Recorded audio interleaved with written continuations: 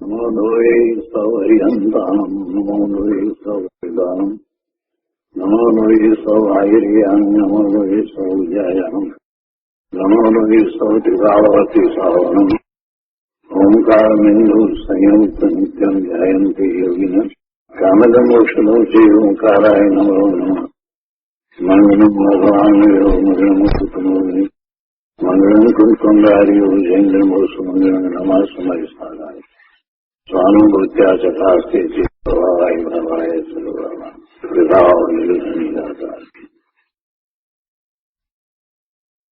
નિયમસાર ભગવાન કુંકુંદાચાર્ય રચિત નિયમસાર તથા મુનિવર પદ્મપ્રમલધારી દેવ રચિત તાત્પર્ય વૃત્તિ ટીકા એનો સ્વાધ્યાય ચાલે છે. એમાં આપણે 38 ગાથા સુધી સ્વાધ્યાય પૂરો કર્યો છે.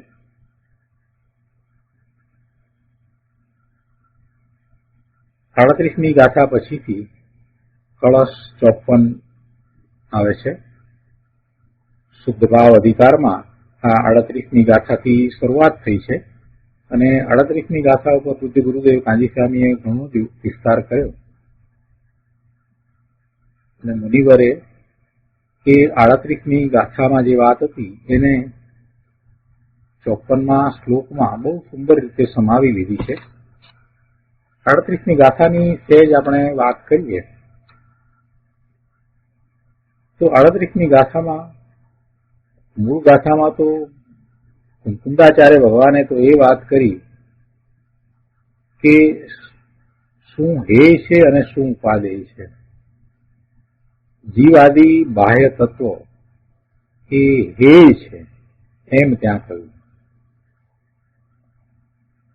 જીવાદી બાહ્ય તત્વો એટલે જીવ અજીવ અને આ આશ્રવ બંધ સંવત નિદ્રા અને મોક્ષ આ જે છે તે હેય છે, એનું લક્ષ છોડવા લાયક છે એમ ત્યાં તો વાત કરી. પણ પછી મુનિવરે તો એમાંથી ઉપાદેય તત્વ પણ સમજાવવું હતું ને, એટલે એમ કહ્યું કે આ જીવાદી બાહ્ય તત્વ છે તે ખરેખર ઉપાદેય નથી એમ આખી શરૂઆત કરી. અને પછી ઉપાદેય શું છે એ સમજાવ્યું.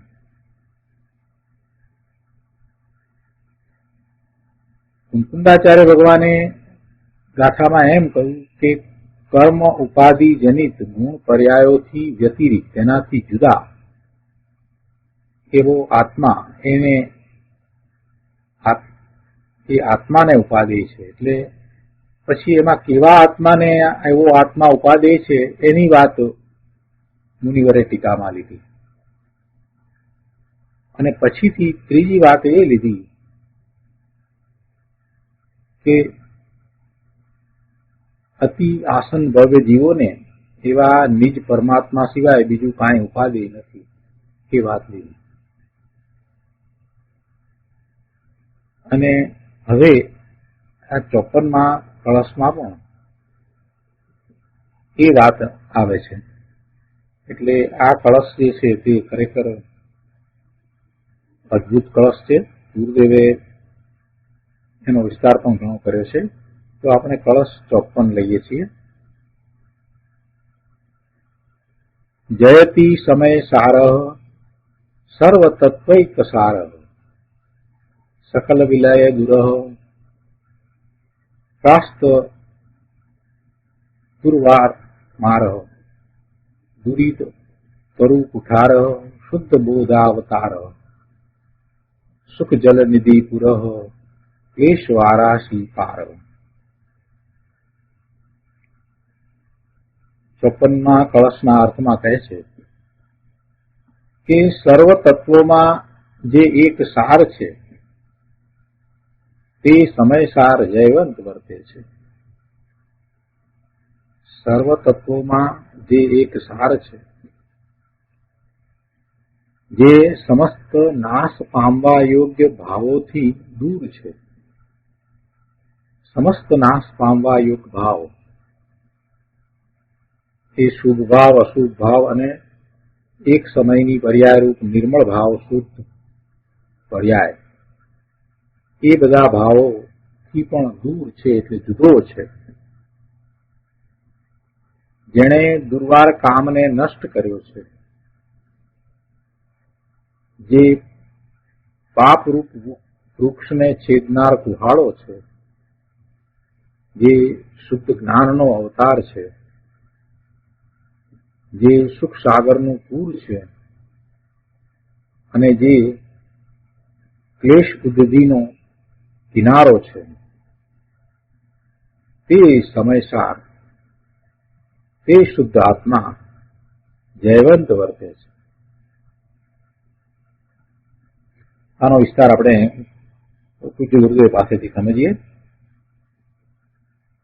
પ્રવચન રત્ન ચિંતામણી ભાગ બીજો, પારા નંબર 46, બીજા પેરેગ્રાફમાં અહીંયા કહે છે કે શ્લોક 54 ઉપરનું પ્રવચન.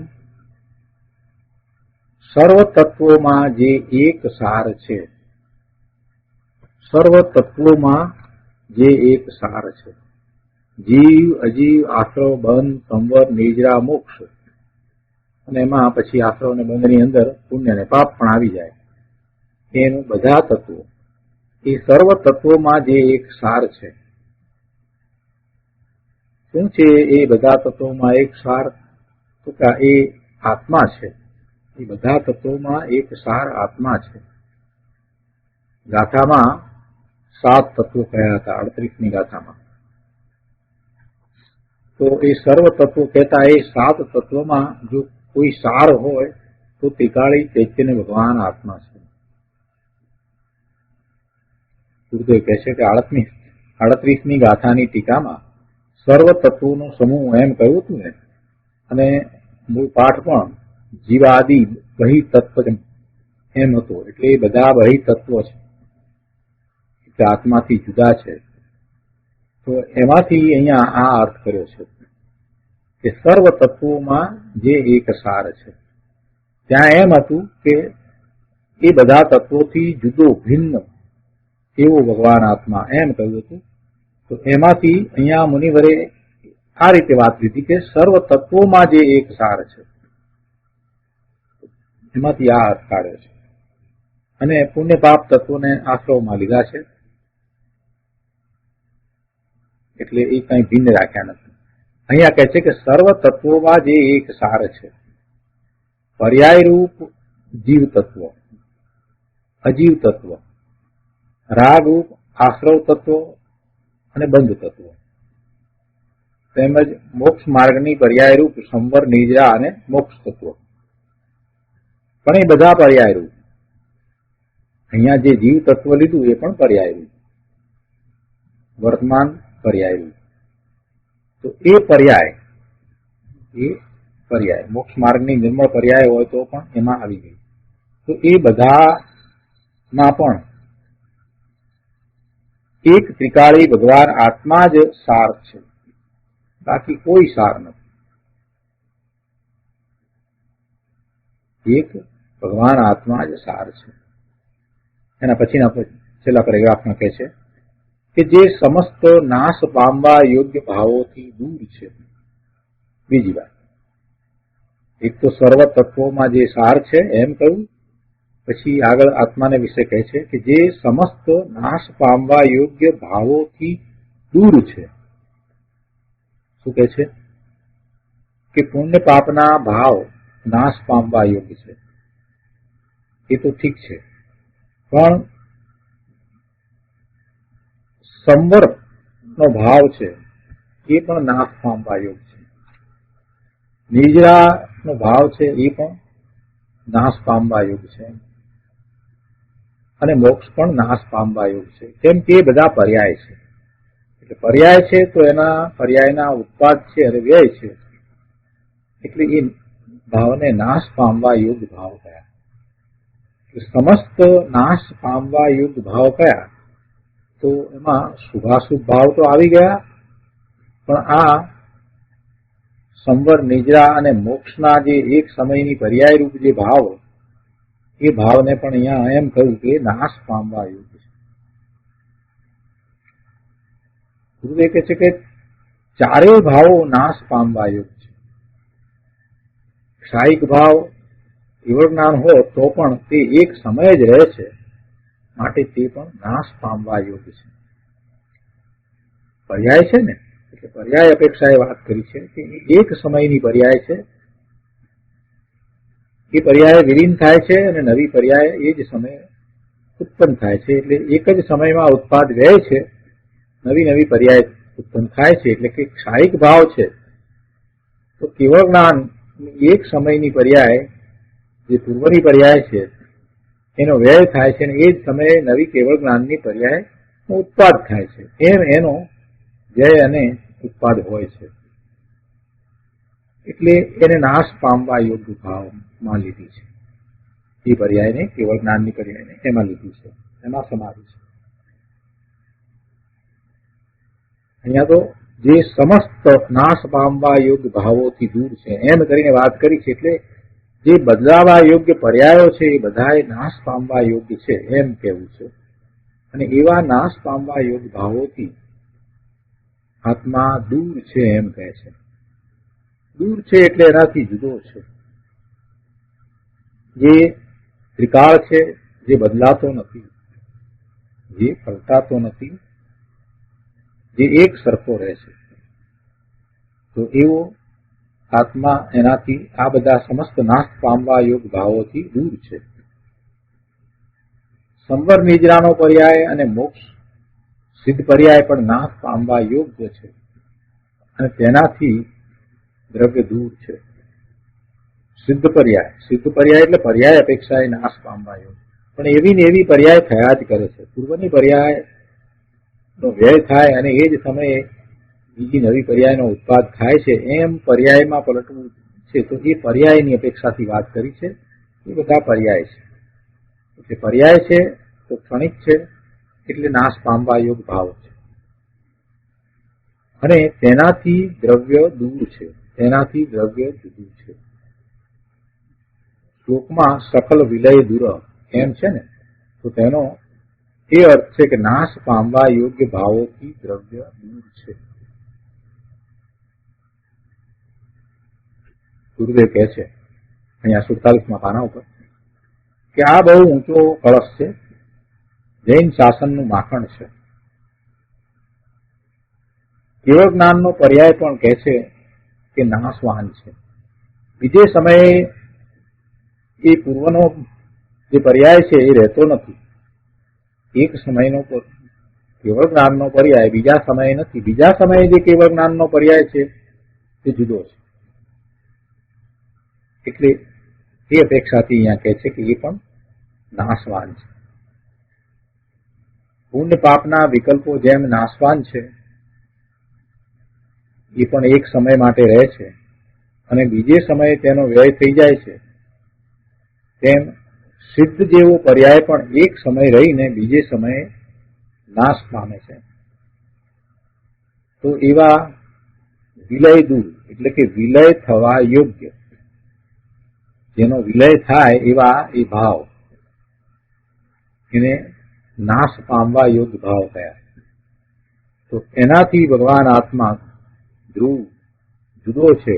એટલે એને એમ કહ્યું કે એ દૂર છે. આત્મા અવિનાશી છે, એનો નાશ નથી, એ કાયમ રહે છે, ધ્રુવ છે, એમાં બદલાવ નથી. જ્યારે આ પર્યાય રૂપ છે તો આ બધા પર્યાય રૂપ ભાવ છે તે વિલય થવા યોગ્ય ભાવો છે, એટલે એને નાશ થવા યોગ્ય ભાવ થયા. અને આત્મા અવિનાશી છે. ભગવાન આત્મા ત્રિકાળ એવો ને એવો રહે છે. પર્યાયમાં ઘણા શુભાશુભ ભાવો થાય તો પણ અનેક પ્રકારના ભાવો પર્યાયમાં થાય છતાંય તેથી અંતર સ્વભાવમાં નુકસાન થતું નથી. આ જીવ ચાર ગતિમાં ભ્રમણ કરીને અનંત પ્રકારના ભાવ કરી અને આવ્યો છે. તે છતાંય જે ત્રિકાળી સ્વરૂપ છે તે શુદ્ધ છે. જે અવિનાશી છે એ સ્વરૂપમાં કાંઈ નુકસાન થયું નથી. એટલે અંતર સ્વભાવમાં કાંઈ ફેર પડતો નથી, કાંઈ વધઘટ થતી નથી, કાંઈ નુકસાન થતું નથી. સંસાર અવસ્થામાં ચાર ગતિમાં ભ્રમણ કરતા જીવને કનિષ્ઠમાં કનિષ્ઠ ભાવ, ખરાબમાં ખરાબ ભાવ થાય. તે છતાંય તે ભાવ આત્માના સ્વરૂપને નુકસાન કરતા નથી. એ અંતર સ્વભાવમાં કાંઈ નુકસાન પહોંચાડી શકતો નથી, કેમ કે તે ક્ષણિક છે, એ નાશવંત ભાવ છે. એ ભાવને કારણે એને કર્મના બંધ થયા, ભવના ભ્રમણ થયા, પણ તે છતાં પણ એનું મૂળ તત્વ છે તે ત્રિકાળ શુદ્ધ રહ્યું છે. અને આ વાત છે તે જ ધર્મનો પાયો છે. જો એનું મૂળ તત્વ ત્રિકાળ શુદ્ધ રહ્યું ન હોત તો એને એવા ત્રિકાળ શુદ્ધ તત્વની પ્રાપ્તિ ક્યાંથી થાત? એટલે આ મહત્વની વાત છે કે ગમે તેવા પર્યાયમાં ગયો, ગમે તેવી પર્યાય થઈ, ગમે તેવી ગતિ થઈ, ગમે તેવા ભાવ થયા, ખરાબમાં ખરાબ ભાવ કર્યા, તે છતાં પણ એનું મૂળ તત્વ તો શુદ્ધ જ છે. એ આતંકવાદી હોય તો પણ એનું મૂળ તત્વ તો શુદ્ધ છે. એ નિગોદની પર્યાયમાં હતો ત્યારે પણ એનું મૂળ તત્વ તો શુદ્ધ જ હતું, અને એ ત્રિકાળ શુદ્ધ જ રહે છે. એટલે અંતર સ્વભાવમાં કાંઈ નુકસાન થતું નથી, એ એવો ને એવો રહે છે. તેવી રીતે કેવળ જ્ઞાન આદિના પર્યાયો પ્રગટ થાય તો પણ તેમાં પુષ્ટિ થતી નથી. એટલે કે નિર્મળ પરિણામ થાય એથી કઈ એનું મૂળ સ્વરૂપ છે એમાં કઈ વધારો થઈ જાય છે એમ નથી. કેવળ જ્ઞાનના પૂર્ણ શુદ્ધ દશાના પરિણામ થયા, એવા પર્યાયો પ્રગટ થયા તો પણ એના અંતર સ્વભાવમાં કઈ પુષ્ટિ થતી નથી, એમાં કઈ વધારો થઈ જાય એમ બનતું નથી. જેમ ખરાબ ભાવથી, કનિષ્ઠ ભાવથી એના અંતર સ્વભાવમાં નુકસાન થતું નથી, એમાં કઈ ઘટ પડતી નથી, તો તેવી રીતે એને નિર્મળ પરિણામ થાય, શુદ્ધ પરિણામ થાય, સમ્યક દર્શન સમ્યક જ્ઞાનના પરિણામ થાય, તો તેથી એના અંતર સ્વભાવમાં કાંઈ વધારો થતો નથી, પુષ્ટિ થતી નથી. અને ગુરુદેવ તો અહીંયા એટલે સુધી વાત કરે છે કે કેવળ જ્ઞાન આદિના પર્યાયો પૂર્ણ શુદ્ધ પર્યાય પ્રગટ થયા તો પણ તેથી પણ એના મૂળ શુદ્ધ સ્વરૂપમાં કાંઈ વધારો થઈ જાય છે એમ નથી, પુષ્ટિ થાય છે એમ નથી. એ તો એવો ને એવો જ રહે છે. એ તો એવો ને એવો રહે છે, કેમ કે એને પર્યાયોથી દૂર કહ્યો છે. પર્યાયોથી દૂર એટલે આ પર્યાયોની અસરથી દૂર છે. પર્યાયોની અસર એની ઉપર પડતી નથી. એ નિર્મળ પર્યાય હોય કે શુભાશુભ ભાવની અશુદ્ધ પર્યાય હોય, પણ એ પર્યાયોથી દૂર રહ્યો છે.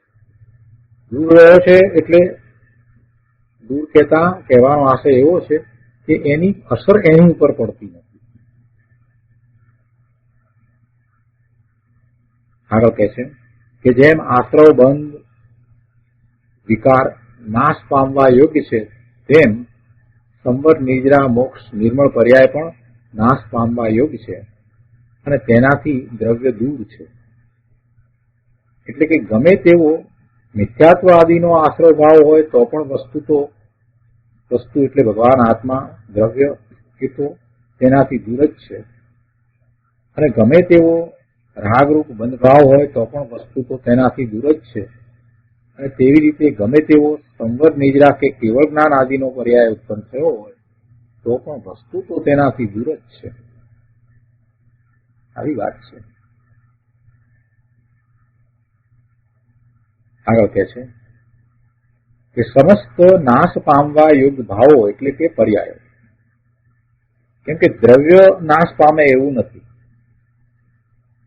દ્રવ્યનો નાશ નથી, દ્રવ્ય અવિનાશી છે, દ્રવ્યનો નાશ હોય નહીં. નાશ છે એ તો પર્યાયનો છે. સમસ્ત નાશ પામવા યોગ્ય ભાવો કયા તો એમાં પર્યાય આવે. અને તેનાથી દ્રવ્ય દૂર છે. તેનાથી દ્રવ્ય દૂર છે એટલે કે એની એ નાશ પામવા યોગ્ય ભાવોની અસર તળે નથી. અર્થાત ભગવાન આત્મા કે જે સમ્યક દર્શનનો ધ્યેય વિષય છે તે નાશ પામવા યોગ્ય પર્યાયોથી દૂર વર્તે છે. તેને પર્યાયોથી કોઈ સંબંધ છે નહીં. આવો તીર્થંકર ભગવાન દિનેશ્વર પરમેશ્વરે દર્શાવેલો સ્વરૂપેલો માર્ગ છે. આ વાત આવી એટલે કોઈએ પ્રશ્ન કર્યો કે દ્રવ્ય અને પર્યાય એક ક્ષેત્રમાં હોવા છતાં દૂર છે તે વાત ક્યાંથી બેસે?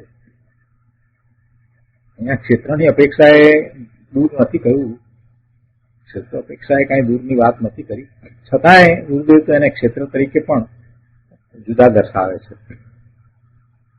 કે પર્યાય છે તે તો તે દ્રવ્યની જ છે, વાત બરાબર છે, તો દૂર છે એ કઈ રીતે છે એ વાત અહીંયા ગુરુદેવે સમજાવી છે.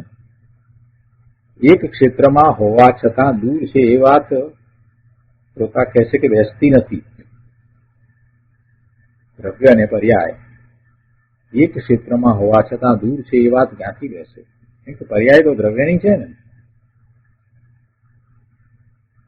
ગુરુદેવ કહે છે કે પર્યાયનું અસ્તિત્વ એક સમયનું છે, જ્યારે દ્રવ્યનું તો ત્રિકાળી અસ્તિત્વ છે, એનું હોવાપણું અસ્તિત્વ.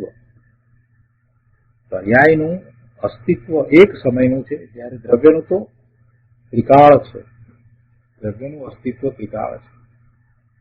ખરેખર તો તે બંનેના ક્ષેત્ર પણ ભિન્ન છે. પર્યાયનું ક્ષેત્ર નિશ્ચયથી તો ત્રિકાળી દ્રવ્યથી ભિન્ન છે. પર્યાયનું ક્ષેત્ર નિશ્ચયથી તો ત્રિકાળી દ્રવ્યથી ભિન્ન છે. તે બંનેના ભાવ ભિન્ન છે, ક્ષેત્ર ભિન્ન છે, અને બધું સત્વ પણ ભિન્ન છે. એવી વાત છે.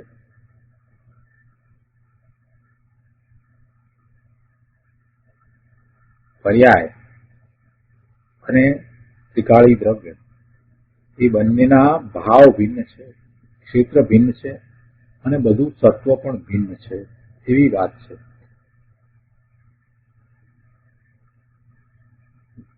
દ્રવ્ય પોતે ત્રિકાળ પોતાનામાં રહેલા ગુણના ભાવે છે. દ્રવ્ય છે તે ત્રિકાળ પોતે પોતામાં રહેલા જે ગુણ છે એવા ગુણ ભાવે જ રહ્યું છે. પર્યાય એક સમયનું સત છે, એક સમયનું હોવાપણું છે, પણ એનો ભાવ જુદો જુદો હોય છે. પરનું લક્ષ કરે છે તો એ પર્યાય શુભાશુભ ભાવરૂપ છે. સ્વનું લક્ષ કરે છે તો નિર્મળ પરિણામ છે. પણ એ એક સમયના છે,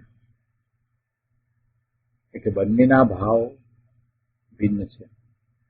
અહીંયા ક્ષેત્ર ભિન્ન છે એમ સમજાવ્યું છે તો કહેવાનો આશય એવો છે કે પર્યાય છે તે સપાટી રૂપ છે અને દ્રવ્ય છે તે દળ છે.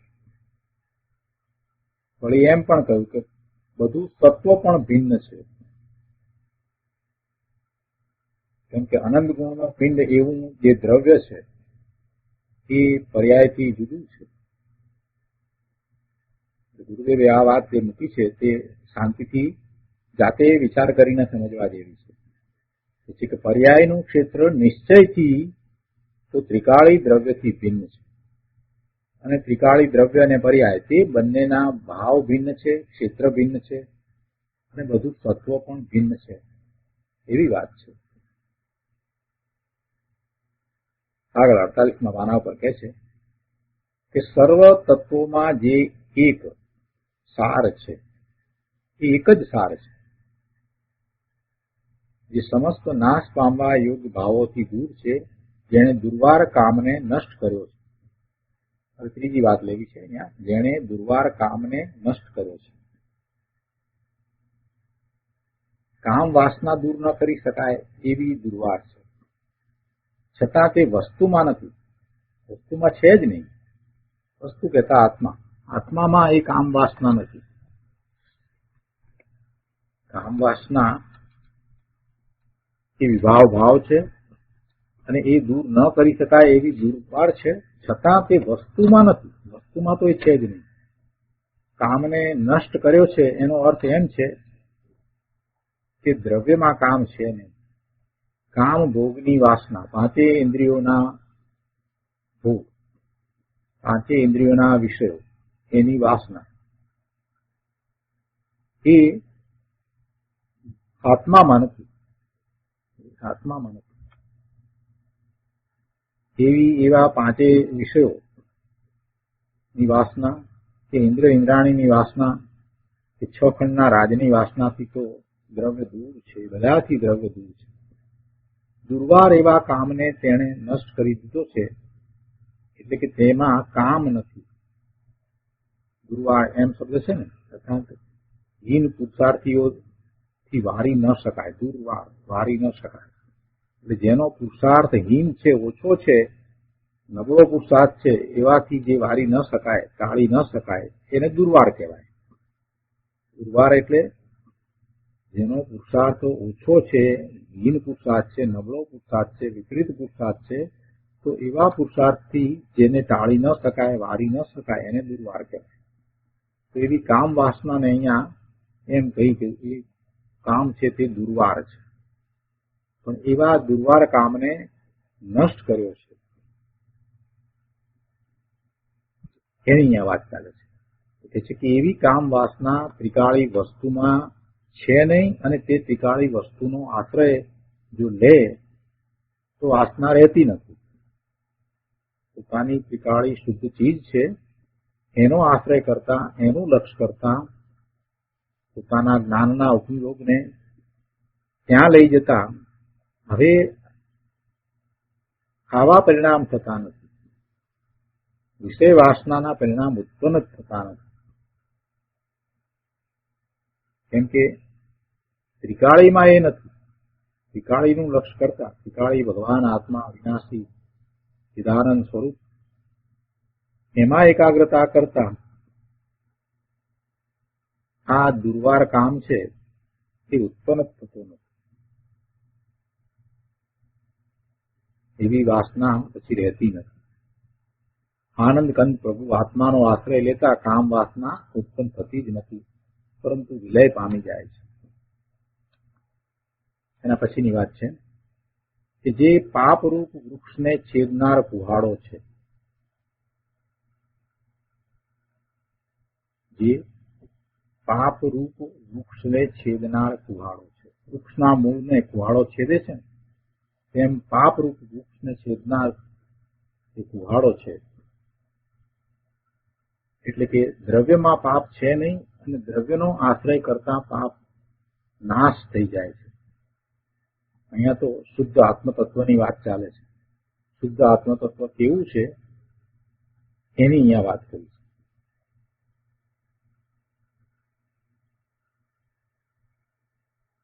નૌકાર મંત્ર આપણે બોલીએ છીએ ત્યારે પછી એમ બોલીએ છીએ કે એસો પંચ નમુકારો સર્વ પાપ, તો એ સર્વ પાપનો નાશ કરનાર છે એમ આપણે બોલીએ છીએ.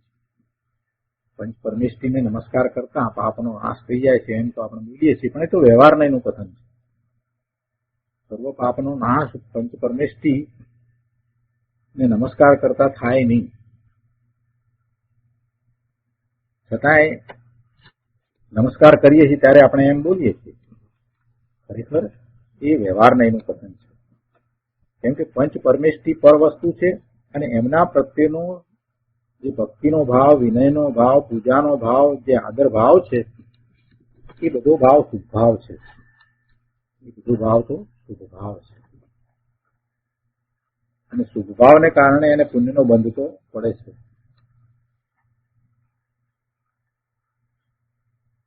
અને પુણ્ય અને પાપને તો આચાર્ય ભગવાને સરખા કયા છે. એને તો પુણ્યને પણ અપેક્ષાથી પાપ જ કહ્યું છે. પુણ્યને પાપમાં કોઈ ફેર નથી, એ પણ બંનેનું જ કારણ છે. જે વાત ત્યાં નમસ્કાર મંત્રમાં કહેવામાં આવી છે એ વ્યવહારથી કહેવામાં આવી છે. પંચ પરમેષ્ઠી નું સ્મરણ કરતા પાપનો નાશ થાય છે. એમાં માત્ર એટલો જ આશય છે કે એ અશુભ ભાવ નો નાશ કરનાર છે. એટલે કે શુભ ભાવ તો રહે છે, શુભ ભાવ તો રહે છે. ત્યાં જે વાત કરી છે એમાં શુભ ભાવ તો રહે છે, પણ અહીંયા તો પોતાના સ્વરૂપનો આશ્રય કરતા તો એને શુભ ને અશુભ બંને પ્રકારના ભાવનો નાશ થઈ જાય.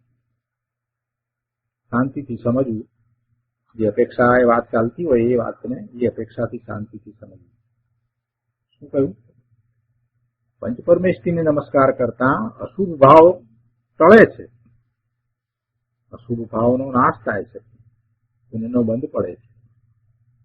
પણ અહીંયા તો પોતાના ત્રિકાળી શુદ્ધ દ્રવ્યનો આશ્રય કરતા તો પાપનો નાશ થઈ જાય છે એટલું જ નહીં, પણ પુણ્યનો ભાવ જે બંધ ભાવ છે એનો પણ નાશ થઈ જાય. એક પણ ભાવ ઉત્પન્ન જ થતો નથી, શુદ્ધ ભાવ પર્યાય થાય છે. અને પંચ પરમેષ્ઠી એમણે પણ આ વાત કરી છે. દિનેશ્વર ભગવાને આ વાત કરી, ગણધર ભગવાને એ વાતને ઓમકાર ધ્વનિમાંથી ઝીલી અને એ વાત આગમ દ્વારા કહી. 12 અંગ અને 14 પૂર્વના જ્ઞાનમાં એ વાત આવી. અને પછી આચાર્ય ભગવાને પણ શાસ્ત્રો દ્વારા એ વાત જણાવી છે. એટલે આ વાત તો દિનેશ્વર ભગવાનની વાણીમાંથી આવી છે કે એ પંચપરમેષ્ઠી નું લક્ષ કરતા જે ભાવ છે તે શુભ ભાવ છે, અને એ ભાવ દ્વારા પાપ ભાવનો નાશ થાય છે, અશુભ ભાવનો નાશ થાય છે. એ વાત બરાબર છે. પણ અહીંયા જો ત્રિકાળી પોતાનું શુદ્ધ દ્રવ્ય છે એનો આશ્રય કરતા તો પુણ્ય અને પાપ એ બેમાંથી એક પણ પ્રકારના ભાવ ઉત્પન્ન જ થતા નથી. માત્ર મોક્ષ માર્ગના નિર્મળ પરિણામ જ થાય છે. એવી વાત છે. આગળ કહે છે કે જે શુદ્ધ જ્ઞાનનો અવતાર છે, એટલે કે એનું આખું અસ્તિત્વ જ શુદ્ધ જ્ઞાનમય છે, એનું આખું અસ્તિત્વ જ શુદ્ધ જ્ઞાનમય છે. એકલું શુદ્ધ જ્ઞાન જ તેમાં રહેલું છે, પણ બીજું કાંઈ એમાં નથી. ભગવાન આત્મા શુદ્ધ જ્ઞાનનો જ અવતાર છે, અર્થાત જેમાં શુદ્ધ જ્ઞાન જ રહ્યું છે એવો એ છે. પરંતુ અજ્ઞાની માત્ર એક સમયના પર્યાયની રમતમાં જ રમ્યો છે, એમાં જ રાચી રહ્યો છે. તેથી એ પર્યાયની પાછળ જે આખું દ્રવ્ય વસ્તુ છે તે શું છે તેની વાત તેને સાંભળવા પણ મળી નથી. ખરેખર તો પર્યાયની સમીપમાં રહેલું જે ત્રિકાળ શુદ્ધ દ્રવ્ય છે તેનું મહાત્મા લાવીને એનું લક્ષ કરીને આખો ધર્મ છે, બીજી કોઈ રીતે ધર્મ નથી.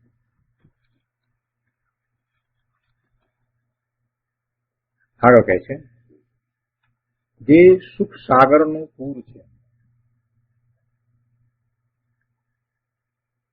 જે સુખ સાગરનું પૂર છે. સાગર લીધો છે અહીંયા દરિયો મોટો પ્રવાહ ચાલ્યો આવતો હોય તેમ આત્મા તો આનંદનું પૂર છે, અતિન્દ્રિય આનંદનો ઢગલો છે, અને તેનો આશ્રય કરતા અતિન્દ્રિય આનંદનો પ્રવાહ વહે છે. આવો એ આત્મા છે. પણ આવી વસ્તુની પોતાની ચીજની અજ્ઞાનીને ખબર નથી. ભગવાન તીર્થંકર દેવ, ત્રિલોકનાથ, સર્વજ્ઞ પરમેશ્વરે કોને આત્મા કહ્યો છે તેની વાત જ સાંભળવા એને મળી નથી. એવી વાત એને સાંભળવા મળી છે તો એના ઉપર એને લક્ષ આપી નથી, અને એ બહારની વાતમાં રોકાઈ ગયો છે. બહારની વાતો સાંભળવા સહેલાઈથી મળે છે, એકબીજાને સંભળાવે છે, અને એમાં જીવો પોતાનો સમય પૂર્ણ કરે છે, બહુના ભ્રમણ કરે છે. આ કરો, આ કરો, આ કરો, આ કરો. જે કરી શકતો નથી, જે એ કરી શકતો નથી એમાં એ રોકાઈ ગયો છે, અને જે કરી શકે છે એનું તો એ લક્ષ્ય જ કરતો નથી. જે પોતે જ્ઞાન સ્વભાવે થઈ શકે છે, પોતાના સ્વરૂપનું લક્ષ્ય કરી શકે છે, ત્યાં એકાગ્રતા કરી શકે છે, એને એ કરતો નથી, એને કરવી નથી. અને જે એ પરના કાર્યો કરી શકતો નથી એમાં એ રોકાઈ ગયો છે.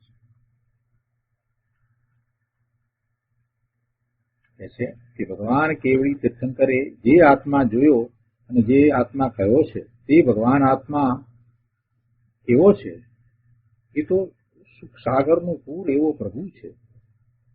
આ વાત એને બેસતી નથી, જ્ઞાનીને આ વાત બેસતી. પોતાનું નિજ દ્રવ્ય નિકાળ શુદ્ધ છે એ વાત એને બેસતી નથી. પોતે શુદ્ધ સમાન ભગવાન આત્મા છે, આ વાત હજી એને બેસતી નથી. જે ધ્રુવ વસ્તુ છે એ તો એક સમયના પર્યાય અને વિકલ્પથી પણ રહિત છે, એનાથી જુદી છે, જે ક્યારેય પલટાઈ નથી, જે ક્યારેય બદલાઈ નથી, એવી ત્રિકાળ જ્ઞાન રૂપ ધ્રુવ વસ્તુ છે. શુભ અશુભ રાગ અને એક સમયના પર્યાયથી પણ રહિત એવી આખી વસ્તુ છે. અને તે સુખ સાગરનું પૂર છે. નદી નથી લીધી પણ સાગર લીધો, સુખ સાગરનું પૂર છે, દરિયાનું પૂર છે એમ કે છે. એનો અર્થ એકલા અતિન્દ્રિય આનંદનો એ રસકંદ છે, તેનું સત્વ જે છે, એનું સત્વ જે છે એટલે કે આનંદ, જ્ઞાન, આનંદ એ જ એનું સત્વ છે. સત એવા ભગવાન આત્માનું સત્વ તો એકલું સુખ સાગરનું પૂર છે. એનો સ્વભાવ જ્ઞાન આનંદનો છે. એનો સ્વભાવ જ સુખ સાગરનો દરિયો છે. અને એવા ભગવાન આત્માનો જે આશ્રય લે છે તે અનંત સુખની પ્રાપ્તિ કરે છે, તે સુખી થાય છે. એને અવ્યાબાદ સુખની પ્રાપ્તિ થાય છે. પણ બીજા અન્યનો પરનો આશ્રય લેતા એવા સુખની પ્રાપ્તિ થતી નથી. પણ આ વાત ભૂલાઈ ગઈ છે, જીવને આ વાત ભૂલાઈ ગઈ છે. પંચમ કાળને વિશે હવે પ્રભુના વિરહ પડ્યા અને હવે આ વાત કહેવા વાળા પણ બહુ ઓછા મળે છે. એવો સંયોગ પ્રાપ્ત થવો એ પણ દુર્લભ છે. એવા કાળમાં આ વાતને સમજવી, આત્મસાત કરવી અને અનુસરવું એ લાખોમાં કોઈ જ જીવને હોય છે. આવા શાસ્ત્રનો અભ્યાસ, આવા પરમાગમનો અભ્યાસ, એની સમજ, એને આત્મસાત કરી અને એને અનુસરીને સાચો પુરુષાર્થ આદરવો એ લાખોમાં કોઈ જીવોને જ થાય છે. બાકી તો એ વાત તો હવે ભૂલાતી જાય છે. પંચમ કાળને વિશે હવે આ સહેલાઈથી પ્રાપ્ત થતી વસ્તુ નથી રહી, બસ બાહ્યની વાતો રહી ગઈ છે.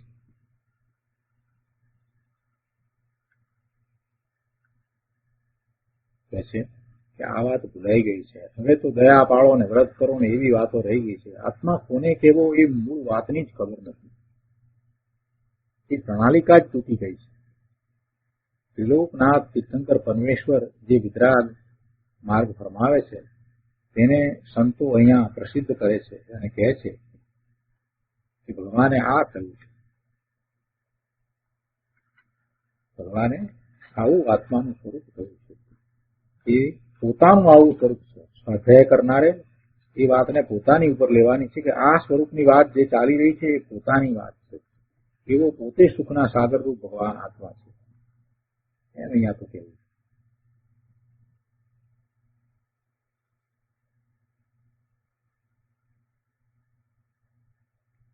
આ બધી વાત કરી એટલે કોઈ અહીંયા પ્રશ્ન કર્યો છે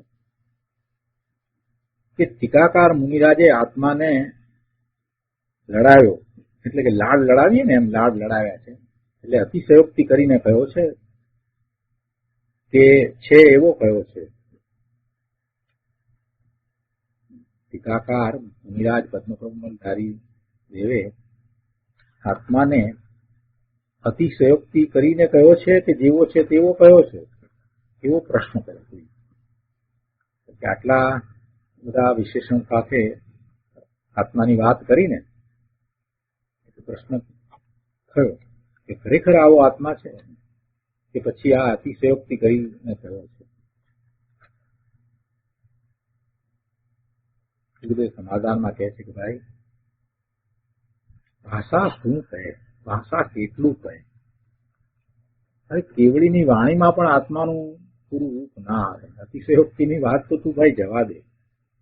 અતિશયોક્તિ તો ક્યાં છે જ. અહીંયા કઈ નથી અને વાત કરી છે એમ નથી. લાગ લડાવ્યા એટલે નાના બાળકને આપણે લાગ લડાવીએ હોય નહીં અને લાગ લડાવીએ એવી વાત નથી ભાઈ. આત્માની વાત કરતા તો પાર ના આવે.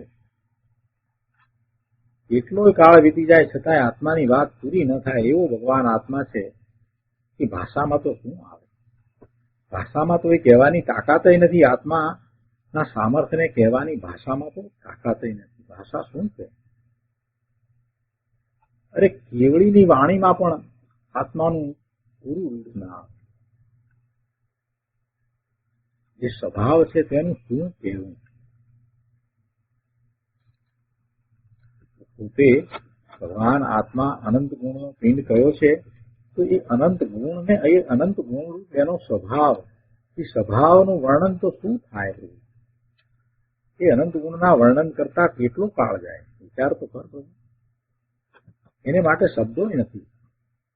જો ને 47 શક્તિનું વર્ણન કર્યું એટલે કેટલા ગુણનું વર્ણન કર્યું, પણ બીજાનું કેમ વર્ણન આગળ પછી ન ચાલ્યું?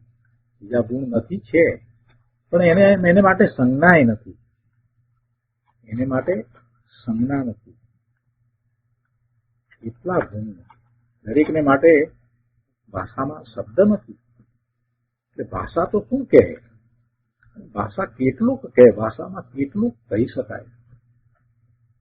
આ વાત તો કૃપાળુદેવે પણ કરી છે. જે અનુભવ જનિત વસ્તુ છે એ અનુભવમાં આવે એને શબ્દમાં ન કહી શકાય. એ કહે છે કે કેવળી ભગવાનની વાણીમાં પણ આત્માનું પૂરું રૂપ ના આવે એવું ભગવાન આત્માનું સામર્થ્ય છે. એ સ્વભાવ છે એનું શું કહેવું? ભલે ક્ષેત્ર નાનું હો, નાનું ક્ષેત્ર એટલે સંખ્યાત પ્રદેશી એટલું ને એટલું જ છે. એનું માપ તો એ જ રહ્યું છે.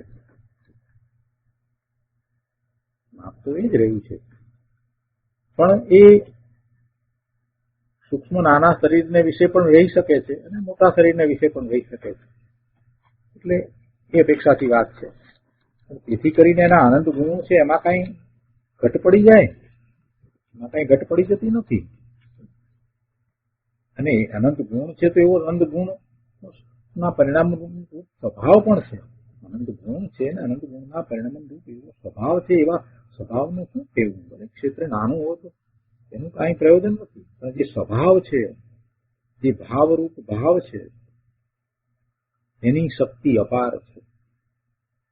જે સ્વભાવ છે, જે ભાવરૂપ ભાવ છે, તેની શક્તિ અપાર છે. આ એક એક ગુણની શક્તિ અપાર છે. અને એવા અનંત ગુણોનું આત્મા તો પૂર છે. જેમ તે સુખ સાગરનું પૂર છે તેમ જ્ઞાનનું પૂર છે, દર્શનનું પૂર છે, સ્વચ્છતાનું પૂર છે, પ્રભુતાનું પૂર છે. અને કર્તા કર્મ કરણ સંપ્રદાન આદિ અનંત શક્તિઓનું પણ આત્મા તો પૂર છે.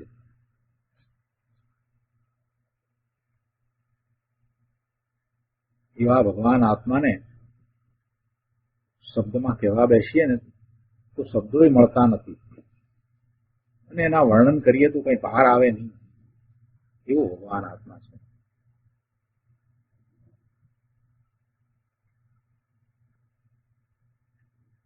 આગળ 50મા પાના ઉપર કહે છે, બીજા પેરેગ્રાફમાં, કે અને જે ક્લેશ બુદ્ધિનો કિનારો છે, બુદ્ધિ એટલે દરિયો, ક્લેશનો દરિયો એનો કિનારો. હવે ક્લેશ પછી રહેતા નથી. એ દરિયો, ક્લેશનો દરિયો હવે પાર થઈ ગયો છે એને એના કિનારે. ક્લેશ બુદ્ધિનો કિનારો છે. જેનો આશ્રય કરતા એ કિનારો પ્રાપ્ત થાય છે. ભગવાન આત્મા ત્રિકાળ શુદ્ધ છે, એનો આશ્રય કરતા હવે ક્લેશ રહેતા નથી, એનો અંત આવી જાય છે. એનો અંત આવી જાય, ક્લેશના કિનારા આવ્યા. અને ક્લેશના કિનારા આવ્યા તો હવે ત્યાંથી તું બહાર નીકળ્યો છે. હવે પગ મુક્તો તારો મુક્તિની અંદર પગ મુકાય છે. હવે તું બહાર આવી ગયો, ક્લેશનો કિનારો આવ્યો એટલે હવે જો તું પગ મૂકીશ તો એ મુક્તિની દશામાં છે. વિકલ્પ રૂપી ક્લેશનો જે પર્યાયમાં મોટો દરિયો છે તેનો આત્મા કિનારો છે. અર્થાત ત્યાં ક્લેશનો અંત આવી ગયો. એટલે કે આત્મામાં તો ક્લેશ નથી, આત્મામાં તો ક્લેશ નથી, પણ જેનો આશ્રય કરતા એવા ક્લેશનો અંત આવી જાય, કિનારો આવી જાય, એવો ભગવાન આત્મા ત્રિકાળ શુદ્ધ છે. આત્મામાં તો ક્લેશ નથી, પણ એનું લક્ષ કરતા, ત્યાં એકાગ્રતા કરતા, એનો આશ્રય કરતા સઘળા ક્લેશનો અંત આવી જાય છે. હવે ક્લેશ ઉત્પન્ન થતા જ નથી. એમ એ ક્લેશ ઉદ્ધિનો કિનારો છે. ક્લેશ ઉદ્ધિ કયો, ક્લેશના ભાવ છે ને એના કોઈ પાર નથી. કેટલાય પ્રકારે ક્લેશ કરે છે. વિકલ્પ રૂપી ક્લેશમાં અનંત કાળથી આ જીવ રાચી રહ્યો છે. કેટલાય વિકલ્પો, જે ગતિમાં જાય એ ગતિ અનુસાર એના ભાવ હોય છે. સંગની નથી તો પણ એના એવા ભાવો હોય છે. અસંગની ભાવ છે, ભલે શબ્દ વિકલ્પો નથી, ભાવ એવા થાય છે. એ બધું ક્લેશ રૂપ છે, એ દુઃખ પહોંચાડનાર છે. ક્લેશનો કિનારો હજી સુધી એને પ્રાપ્ત નથી થયો એટલે એને આ વાત ગળે બેસતી નથી, એને વાત આ ઉતરતી નથી કે એ પૂર્ણ આનંદનો સાગર છે, સુખનો સાગર છે અને એનામાં ક્લેશ છે જ નહીં. આ વાત એને હજી પકડાતી નથી એટલે એ પોતાના સ્વરૂપ તરફ વળતો નથી. એને પોતાના સ્વરૂપનું મહાત્મા આવતું નથી. જેને એવું પોતાના સ્વરૂપનું મહાત્મા આવ્યું છે અને સ્વરૂપ તરફ વળ્યો છે એ તો સુખ અને શાંતિની પ્રાપ્તિ કરીને જ રહે છે. એ તો જ્ઞાન આનંદની દશામાં જ રોકાઈ જાય છે, બહાર આવે છે ને પાછો એ તરફ વળી જાય છે. પણ જેને હજી મહાત્મા નથી આવ્યું ને એને એનો પુરુષાર્થ ઉપડ્યો છે. ભલે શાસ્ત્રના અભ્યાસ કરે, ગમે તેટલા સ્વાધ્યાય સાંભળે, બધું કરે, પણ આત્માનું મહાત્મા નથી આવ્યું ત્યાં સુધી બધું વ્યર્થ.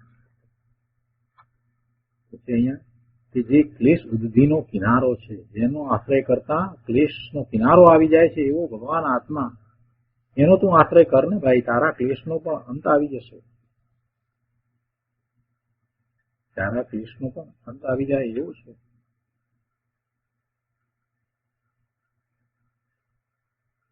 તો તે કહે છે કે આવો આત્મા તેને કોઈ દી સાંભળ્યો પણ નહીં હોય. જૈનો તો ઘણા છે, પાણિયાને ઘેરે જન્મ્યા, પોતાને જૈન માને છે. જૈન સંપ્રદાયમાં પણ આ આત્માની આવી વાત નથી અને આવું સાંભળવા ક્યાં મળે છે? જૈન પરમેશ્વર શું કહે છે એની વાત જ ક્યાં છે? એ તો બધા સંપ્રદાયમાં તો બહારની વાતમાં રોકાઈ રહ્યા છે. ઇન્દ્રો અને ગણધરોની સમક્ષમાં તેમજ સંતોના ટોળા અને વાઘ સિંહ સભામાં બેઠા હતા ત્યારે ત્રણ લોકના નાથ પરમાત્મા ભગવાનની વાણી એવી આવી હતી કે હે ભગવાન, તું તો ક્લેશનો કિનારો છો ને, તારામાં ક્લેશ કેવો? તારામાં ક્લેશ હોય નહીં. અને એવા ભગવાન આત્માનો જે આશ્રય લે તેને પણ ક્લેશ કેવો? એને ક્લેશ હોય નહીં. એને તો અતિન્દ્રિય આનંદની છોડ ઉગતી હોય છે. આવો શુદ્ધ આત્મા તે સમય સાર છે. અને એ સમય સાર કહે છે કે જયવંત વર્તે છે. એવું શુદ્ધ આત્મા જયવંત વર્તે છે. એટલે કે શુદ્ધ આત્મા સદાય એવો ને એવો જ છે, જયવંત વર્તે છે. જયવંત વર્તે છે એટલે એ ક્યારેય એના સામર્થ્ય ની પ્રસિદ્ધ વિના રહેતો જ નથી. જયવંત વર્તે છે. એના સામર્થ્યની પ્રસિદ્ધિ સહિત હંમેશા રહે છે. એ જયવંત વર્તે છે. શુદ્ધ આત્મા સદાય એવો ને એવો જ છે. ગુરુદેવ કહે છે કે આ સમજવા જેવું છે ભાઈ, સમજાય છે. બાકી બીજું બધું બહારની ધૂળમાં પૈસા આદિમાં કાંઈ માલ નથી. એમ કહે છે કે આવો ભગવાન આત્મા જયવંત વર્તે છે તથા તે ભગવાન આત્મા ત્રિકાળ એવો ને એવો જ રહ્યો છે અને તેનો જય હો. પરંતુ તેનો જે આશ્રય કરે છે તેને માટે જ તે જયવંત વર્તે છે. જે આશ્રય કરે એને જયવંત છે ને, જે આશ્રય કરતો નથી, જે એનું લક્ષ કરતો નથી, એને ક્યાં એ જયવંત વર્તે છે. એવું ભગવાન આત્મા જયવંત વર્તે છે. એ તો અનાદિનો છે, એ તો ત્રિકાળ છે. પણ કોને છે? જે એનો આશ્રય કરે છે એને છે. કેવળી પરમાત્મા તીર્થંકર દેવોએ જેવો અંતરમાં ભગવાન આત્મા જોયો, જાણ્યો, અનુભવ્યો અને એવો જ પોતાની દિવ્ય ધ્વનિ દ્વારા પ્રસિદ્ધ કર્યો, પ્રગટ કર્યો, કહ્યો, પોતાની દિવ્ય ધ્વનિ દ્વારા કહ્યો. અને એવા આત્માનો જે આશ્રય લે છે તેને માટે તે જયવંત વર્તે છે. એટલે એ આશ્રય કરનારનો આત્મા પણ જયવંત વર્તે છે. તેને હવે કોઈ દી પરાજય થાય એમ બને નહીં. તો આ રીતે 38મી ગાથા ની પૂર્ણાહુતિ આ 54મા કળશ દ્વારા મુનિવર પદ્મપ્રભુ ધારી દેવે કરી.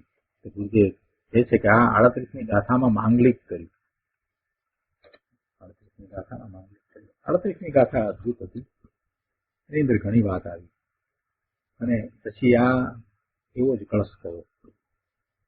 તો આ રીતે આપણે 54મો કળશ અહીંયા પૂરો કરીએ છીએ.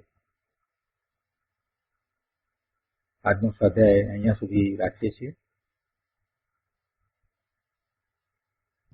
હવે સુખધામ બોલીએ. સુખધામ અનંત સુખ